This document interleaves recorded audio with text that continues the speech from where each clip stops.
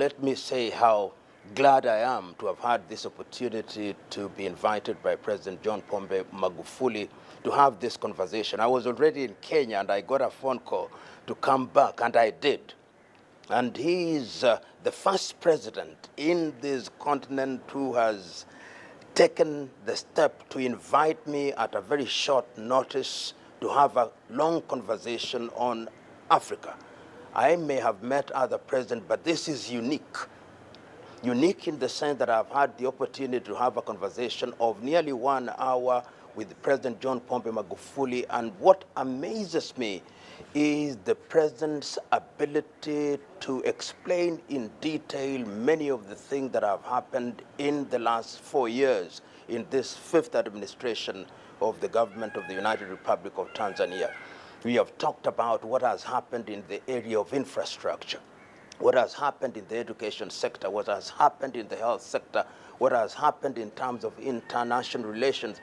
And what has come out very clearly and what has impressed me is that the president has the pulse of the nation.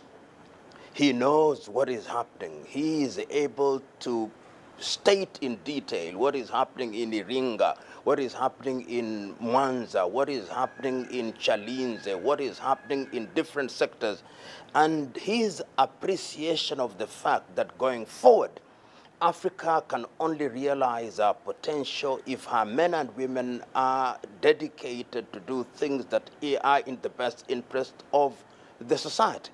Some of the statistics that I've got from him, that when he assumed office, there were 20,000 ghost workers, 14,000 workers who did not have qualification. Once you have removed all these individuals from the payroll, that releases money for utilization in sectors that will benefit the society. I've also learned that in Tanzania, public workers now receive their salaries on the 23rd day of every month. And that is amazing. And as I've said, and I'll repeat again, when one is involved in such earth-moving changes, there'll be no shortage of people who will not see the beauty and the goodness of what is being done. But history is a fair judge. He is a judge that is able to identify the things that speak for themselves. So in the administration of President John Pombe Magufuli, what speaks for him, even if he chooses to remain silent? It is the bridges that have been built. They speak for him. It is the health facilities that have been built that speak for him. It is the increased enrollment in primary school and in universities that speak for him. It is the increment of the National Reserve that speaks for him. It is the efficiency with which funds are being utilized that speak for him. It is the discipline that now characterizes the conduct of the government of the United Republic of Tanzania that speak for him. It is the railways that are being built that speak for him. It is the improvement in the mining sector that speak for him. These things, when they speak more eloquently than words. And I am certain that that is the direction in which we should move. And there is something to be said about that administration. Focus, dedication, vision. And that is what Africa needs. That, to me, is the trick that will move Africa from the muck and mire of lamentation to the hard ground of implementation and the improvement of the quality of people's lives. Because after all is said and done, what is the purpose of government? Purpose of government is to create an environment where people can realize their potential and to provide for them in the critical areas of health, education, and of course, to ensure that there is food and opportunities for young men and women.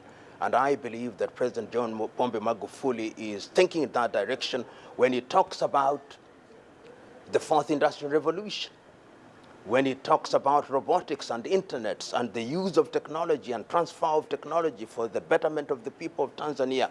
I've had a beautiful conversation. I've had an enlightening conversation.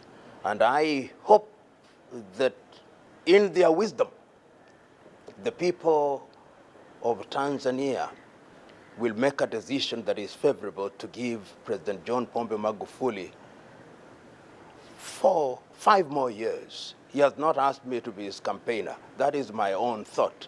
If I was Tanzania, I would say, jaribu tena, ndugu rais. What is to magulify? To magulify, which we will not find in the English dictionary, but I hope it will find a place in the next issue of the dictionary, is to create an environment where resources are used efficiently, to create an environment where leadership is disciplined, and to serve one's country with dedication and in the spirit of patriotism.